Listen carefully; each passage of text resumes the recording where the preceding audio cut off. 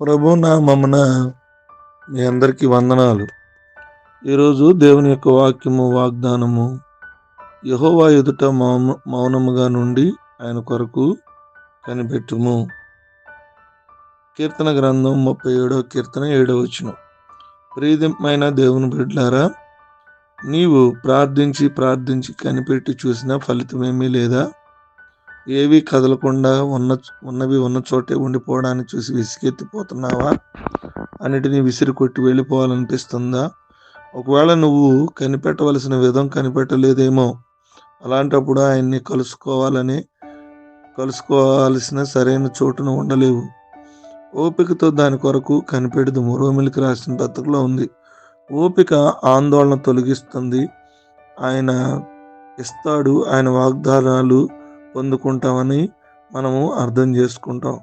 ఓపిక నీ ఏడుపును తొలగిస్తుంది. ఎందుకు విచారంగా నువ్వు ఉంటున్నావు? దేవుని బిడ్డలారా, నీ అవసరం నీకంటే దేవునికే బాగా తెలుసు.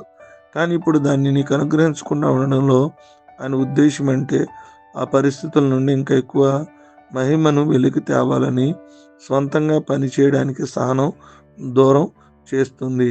నువ్వు చేయాల్సిన పని ఒకటే, నమ్మాలి. నువ్వు కేవలం నమ్మితే అంతా సవ్యంగా దేవుడు అనుగ్రహిస్తాడు. ఓపిక అవసరాలన్నిటినీ తొలగిస్తుంది. నీవు కోరుకున్న దాని గురించి బహుశా అది జరగడం వల్ల నెరవేరే దేవుని చిత్తంపై నీ యొక్క ఆశ గొప్పది. ఓపిక బలహీనతలు తీసివేస్తుంది. ఆలస్యం అవుతున్న కొద్దీ నిరాశ పెంచుకుని అడిగిన దాన్ని వదిలేయొద్దు. దేవుడు నువ్వు అడిగిన దానికంటే ఎక్కువ మొత్తం నీ కోసం సిద్ధం చేస్తున్నాడు. నమ్మి దాన్ని స్వీకరించడానికి మనం సిద్ధపడాలి. తొందరపాటున మన ఓపికను విడిచిపెట్టకూడదు.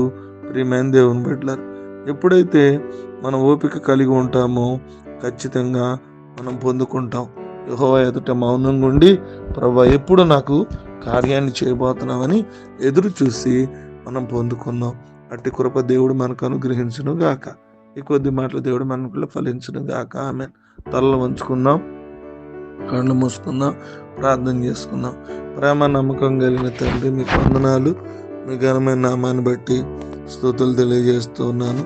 ఏదైనా మిమ్మల్ని ఆరాధించే ధన్యత, మిమ్మల్ని మహింపరిచే ధన్యత, మీ నామాన్ని ఘనపరిచే ధన్యత మాకు ఇచ్చినందుకు మీ స్తోత్రాలు. ఏదైనాము వాక్యపు వెలుగులో మాతో మీరు మాట్లాడారు. మేము ఇంకా మౌనంగా ఉండాలని, కనిపెట్టాలని, మా పనులు మేము అడిగిన ఎందుకు జరగట్లేదు అని అనుకున్నప్పుడు, మాలో ఓపిక లేకపోతే, మౌనం లేకపోతే, మేము ఇష్టానుసారంగా మాట్లాడితే మాకు ఫలితాలు దొరకవని మీరు చెప్పారు. కాబట్టి ప్రభా, మేము ఇంకా మౌనంగా మీ దగ్గర నేర్చుకునే అనుభవం, ఓర్చుకునే అనుభవం, ఓపికతో ఉండే అనుభవం దయచేయండి.